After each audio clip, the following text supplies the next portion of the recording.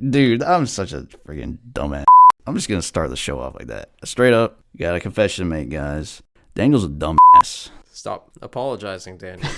Never apologize to the mob. Someone made a compilation of me being a dumbass, and it looks terrible. Damn, Daniel. And truth be told, the context doesn't make it any better. You're right. I forgot to hit the record button. We literally were on a roll, and I forgot to hit the record button, and I knew this would happen, and it did. Today was the day. I'm glad we have it behind us, though, now. Those days are behind us. Now we can move forward, not even worrying about it. The Sons of Antiquity present The Hot Take Show. Today's episode: Everybody hates Joe Rogan. Hey, Evan. Huh? What you gotta tell Joe Rogan right now? I think Joe Rogan is a dumb motherfucker. And actually, I want to say... Well, we've definitely got some hot takes on this topic, in case you hadn't noticed. If you're unfamiliar with the recent Joe Rogan fiasco, here's the rundown.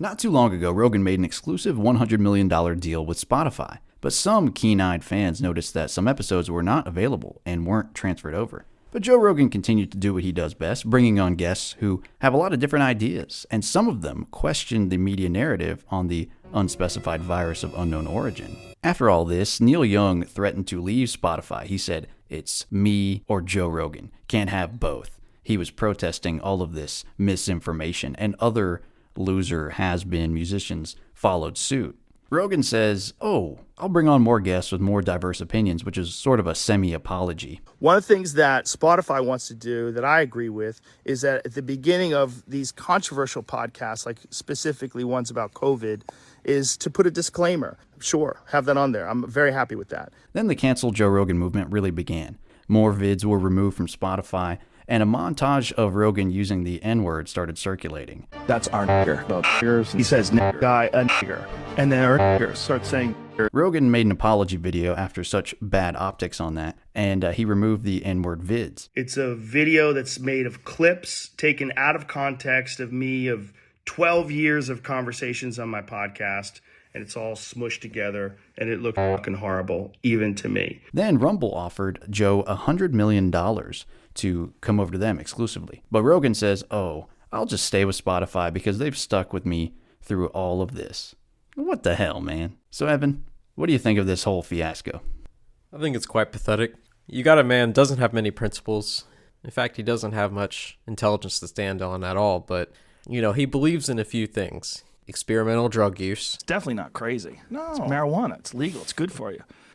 Yeah, we smoke pot. It's okay. I'm going to be so high, I'm barely going to be able to talk. Yeah, this is a podcast. You can do anything. Loving the LGBTQ plus community. Man, maybe your beliefs on gay people will adjust and move over time as you get older and move into a gay neighborhood. And I don't know. Again, it's not... But also his unadulterated advocacy of free speech.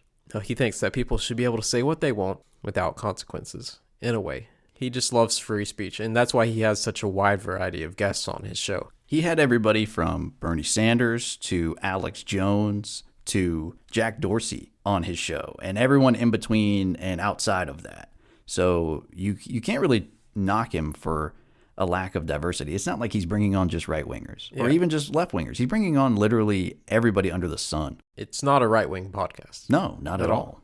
But somehow, some way, being about free speech has become a right-wing issue. Well, there's two things you're not allowed to talk about nowadays. And one of them is the one he got in trouble over. Big trouble. Not allowed to say that word. Monica. Which people have taken issue with, you know, how is it that I can't say a word in the English language? You know, that goes against the definition of free speech. And then, of course, the other is talking about media misinformation. Specifically in regards to certain medical practices? Certain medical phenomena. Yeah, it's obvious why this whole thing has happened. Why this movement has been directed towards him as opposed to other people. It's because he has such massive reach. People love his show. They love the people that he brings on, and they love that he is an inquisitive guy. And isn't that the basis for Western thought? Isn't that the Socratic method right there? Asking questions and picking people's brains and trying to understand how wise someone is? I think so. And people have jokingly compared him to Socrates. And that is flat out false. He's not a Socrates. He's not an intellectual heavyweight. But I once thought that he actually had some principles, and one of those principles was free speech and free debate. And it seems like the way it is now, he's not really living up to that. I always thought he made a mistake going to Spotify. He had a lot more freedom beforehand. And he has even said in the past that you shouldn't cave to the mob. And he's also said that you shouldn't sell your soul, that you are way better off having what you have and owning it 100% yourself. He has said things that contradict his current behavior. And I'm just out here like, why, man? If you're worried about people making montages of you saying the N-word, you need to be worried about people making montages of you being a complete hypocrite. I'll tell you why. I like money. Yeah, that tends to be what happens, is people see those dollar signs and they just forget about any principles they had. And it's sad.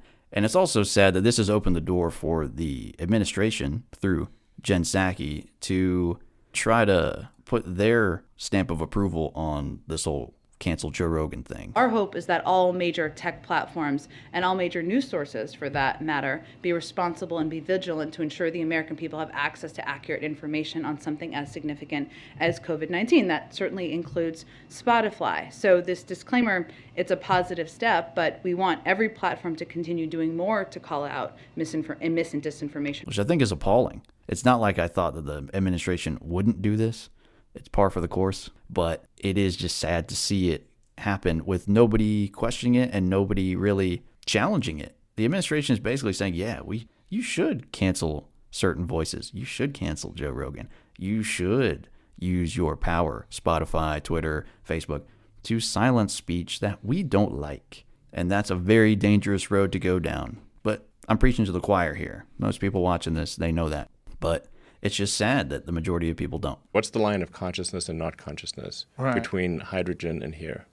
Right. When do we call it? When do we call it consciousness? Yeah. I was watching a video today that we played on a podcast earlier of a monkey riding a motorcycle down the street, jumps off the motorcycle and tries to steal a baby. Yeah, so that. Yeah, I'm not a personal fan of Joe Rogan. I think he's highly overrated, and I'm not being petty. I'm not jealous of him at all. I don't want to join him in his mushroom sessions. I had a lot of respect for Joe Rogan. Even though he wasn't the smartest guy and he was pretty goofy, he did what he did. He didn't seem to think too much of himself, and he brought on people who I really liked to listen to, and millions of other people. Yeah, for sure. That's the appeal of him bringing on interesting and highly intelligent people. He brings out good people. That's his main feature. And I'm not even a big fan of Bernie, and I liked the Bernie episode. One thing about Bernie I'll say, here's a hot take for you, is that Bernie knows how to talk. If you go back and watch that episode of him and Joe Rogan, Bernie will say, he'll answer a question, and he'll just stop talking. Unless millions of people were working with me to tell the corporate elite that they cannot get it all. So how would that be implemented? He won't just trail off or wait for someone to interrupt him. He'll say what he says, and then he just is silent. He just sits there silently until Joe Rogan is like, oh, okay, let me ask you another question.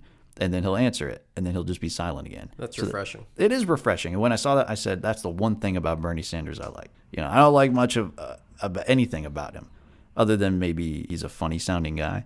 But that is one thing I like, that he knew how to talk. But other than that, he's a freaking commie. I'm Mr. Maduro. I'm a dictator. I love dictatorships and all that stuff. Throw him out of a helicopter. Bernie, not Rogan. Rogan, you're on thin ice, though.